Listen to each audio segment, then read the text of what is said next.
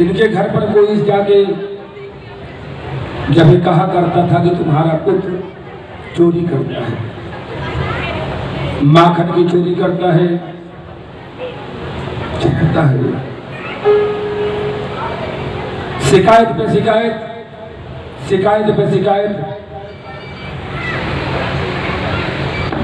कन्हैया कहने लगा अपनी माँ से, माँ भला मुझे क्या जरूरत माखन की चोरी करने की, हमारे बाबा के यहाँ इतनी भैंस इतनी गाय हैं, हम दूसरे को दिया करते हैं और मैं चोरी क्यों करूंगा। ये सब गोपियां मुझे झूठ झूठ करके कहा करती हैं, मुझे अपने घर में बुलाती हैं, घर में बुलाकर माखन खिलाती हैं, मुंह पे लगा देती हैं और फिर मुझे चोर साबित करती हैं। यशोदा ने कहा कि ऐसा क्यों करती है, ऐसा क्यों करती है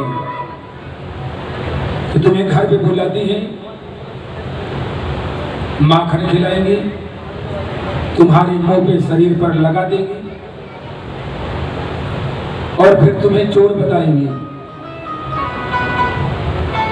हमारे से उरहन देने के लिए, शिकायत करने के लिए आएंगी। भला ऐसा क्यों गोपियां करा करती थी, बताओ आप, ऐसे गोपियां क्यों करा करती थी? क्योंकि वह सब भगवान कृष्ण से प्यार करती थी। वो देखने के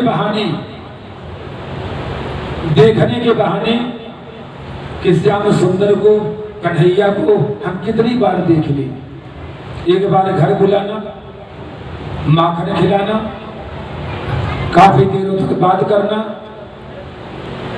फिर वो घर चला जाता, फिर शिकायत लेकर उसके घर जाना, घर जाके वहां भी दर्शन करना।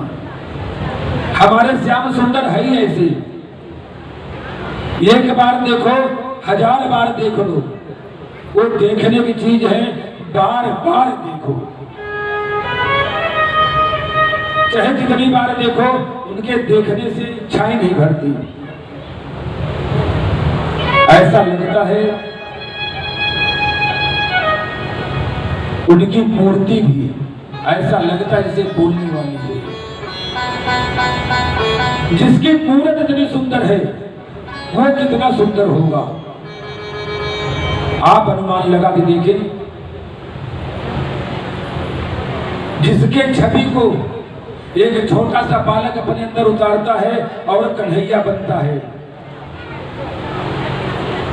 एक छोटी सी कन्या राधा बनती है, वो क्षणिक मात्र छवि भगवान कृष्ण की और राधा की उनके अंदर आती है। ये कितने सुंदर लगने लगते हैं, जो उनके रूप को धारण कर रहा है, जब वो इतना सुंदर है वह कितना सुंदर होगा,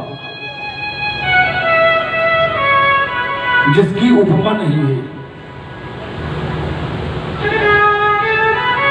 गोपियां उन्हें चोरी नहीं लगाया करती थी, वो तो बार बार उनके दर्शन करने के लिए किसी न किसी बहाने उनके घर जाया करती थी।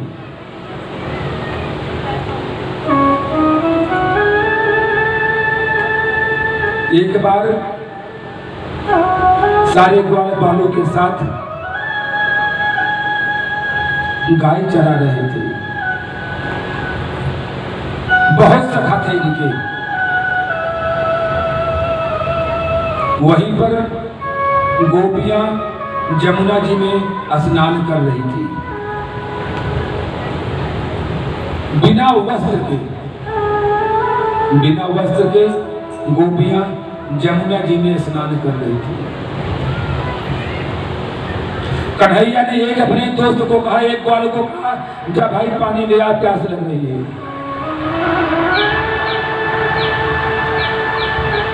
ग्वाल जमुना जी के किनारे गया, कुछ दूर से देखा गोपियां स्नान कर रही हैं। वापस लौटकर चला आया। कन्हैया ने पूछा कि पानी नहीं लाया, प्यास लगी है मुझे। कहा कन्हैया वहां मैं कैसे जाऊं? क्यों? वहां तुझे कौन खा ले रहा है? अरे खा तो नहीं ले रहा, उधर देखने की भी हिम्मत नहीं पड़ रही। ऐसा भी क्या है? कहा वहां गोपियां स्नान कर रही बिना कपड़ा पहने। हाँ अच्छा, ये गोपियां जमुना जी में बिना वस्त्र के स्नान करती हैं?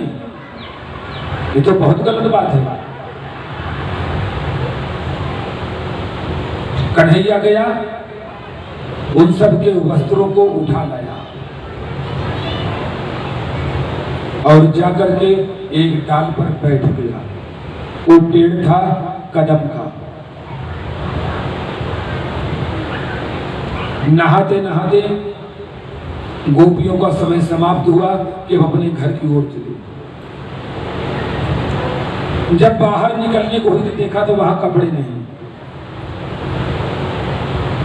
गोपियों ने कहा कि पता नहीं कौन हमारे कपड़े चुरा ले गया।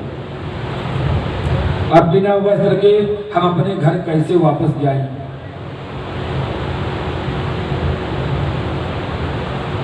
एक गोपी के नजर पड़ती है कदम के पेड़ पर भगवान कृष्ण बैठे हुए थे और वहीं पर उनके सबके कपड़े डाल पर रखे हुए थे। गोपी ने कहा बहन देख, वो सारे कपड़े पेड़ के ऊपर टके पड़े हैं, वहां कैसे चले गए? पेड़ के ऊपर ये हमारे वस्त्र रखे कैसे गए? इतना सुनकर भगवान श्याम सुंदर बंसी बजाने लगे। बंसी की धुन कर सुनकर के गोपियां हाथ जोड़कर प्रार्थना करने लगी, हे कन्हैया मेरे कपड़े को दे दे वापस। वो तो संसार की लाज को ढांकने वाला है और हमें उघाड़ कर रहा है बिना वस्त्र के। कन्हैया ने कहा कि तुमने गलती करी है, अगर गलती करोगे उसकी सजा मिलेगी। तुम जमुना जी में बिना वस्त्र के स्नान कर रही हो। आगताई दुष्ट राक्षस दुनिया भर के घूम रहे हैं। अगर तुम बिना वस्त्र के टहलोगी,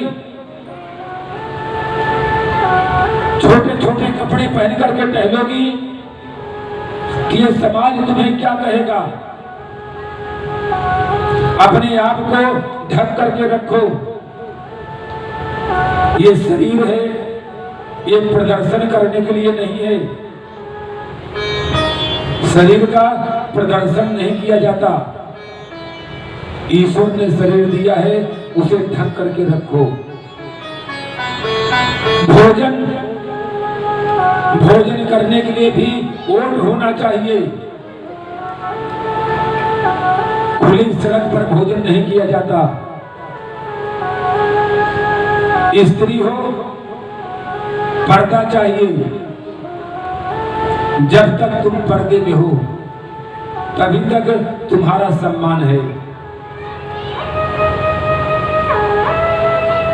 अपनी इज्जत, अपना मान, अपना सम्मान, ये सब अपने हाथों में है। अगर तुम किसी को इज्जत दोगे, तुम्हें इज्जत मिलेगी।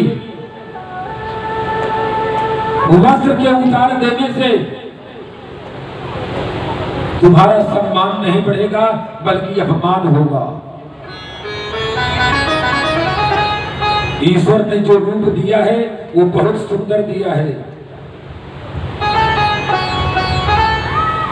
कन्हैया ने कहा कि आज की तारीख से बिना वस्त्र के कोई जमुना जी में प्रवेश नहीं करेगा।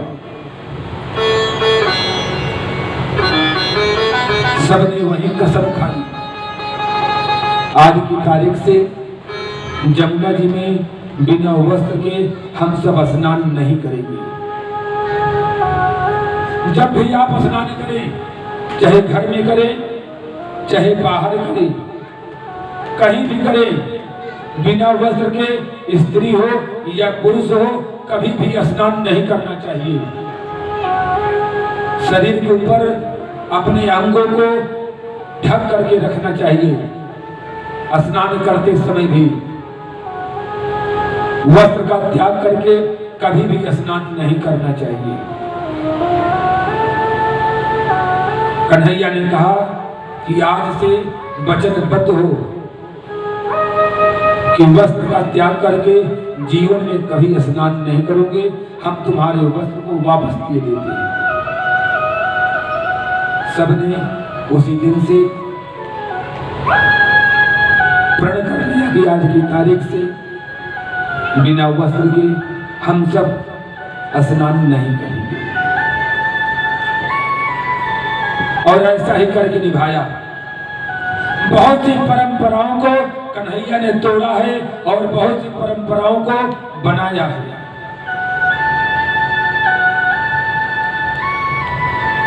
ऐसे ही एक दिन गौ चराने के लिए गया था। गाय चराते चराते ग्वाले बालों के साथ में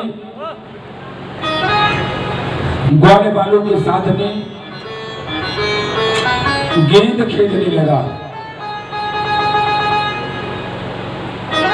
और गेंद खेलते खेलते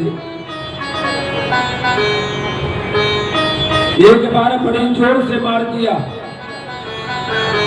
और गेंद चला गया जमुना जी में, वहां चला गया जहां कालिया नाग रहता था।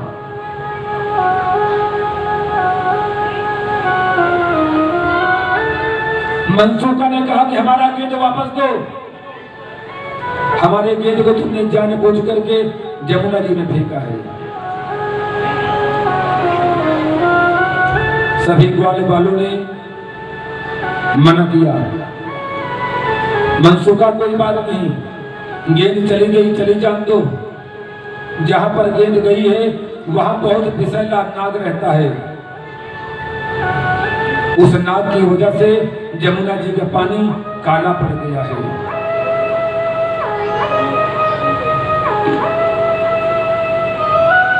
कहा नहीं,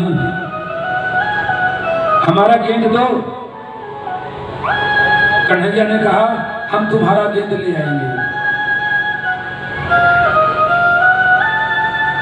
कूद पड़े कन्हैया जमुना जी में, और जाकर के गेंद ढूंढने के चक्कर में कालिया नाग के पास जा पहुंचे। कालिया नाग के सहस्त्र फन थे, सहस्त्र फन।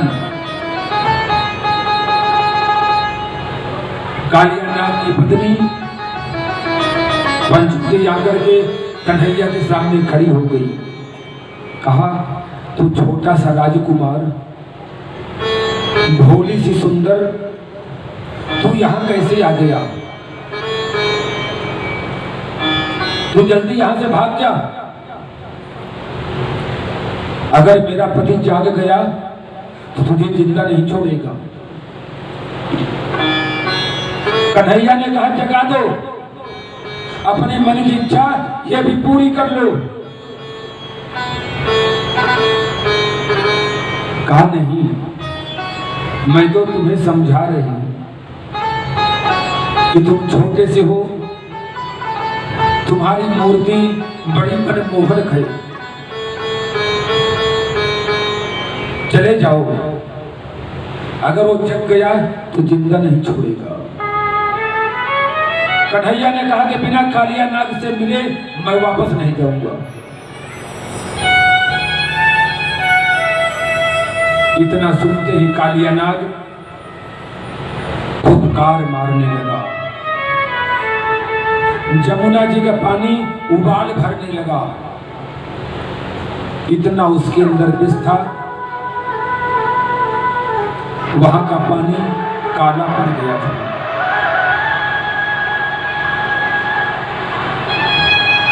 कन्हैया कालिया नाग को देख करके बड़ा प्रसन्न हुआ, हंसने लगा। कालिया नाग ने कहा, खड़ा है तू मौत के मुंह में।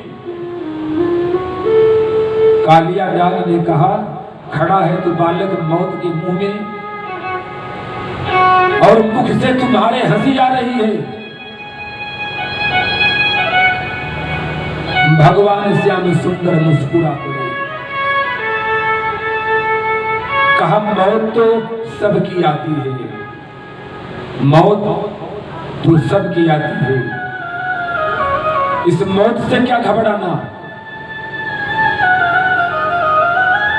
जो मौत से घबरा जाता है वो मरने से पहले मर जाता है।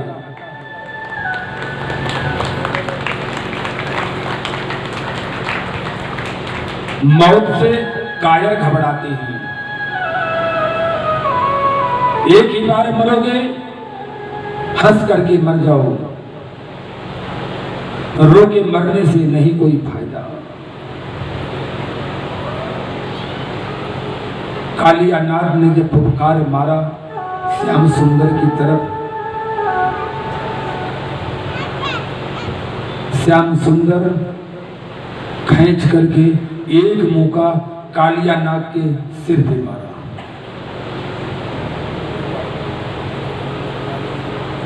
कालिया नाग मूर्छित हो गया।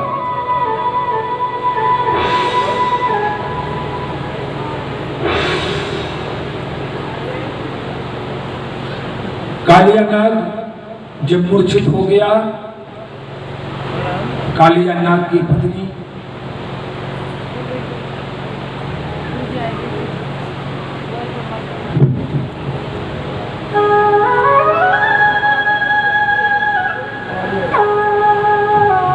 देखिए, मुजफ्फरनगर पावन धरती सुखताल से गुरु महाराज जी आए हैं, उनका स्वागत करते हुए बहन कमलेश जी और गुप्ता परिवार की जो भी आ जाएगी। पावन धरती श्री सुखधाम से गुरु जी महाराज जी का पदार्पण हुआ है। एक बार जोरदार ताली बजाकर गुरु जी का स्वागत करें। श्री राम।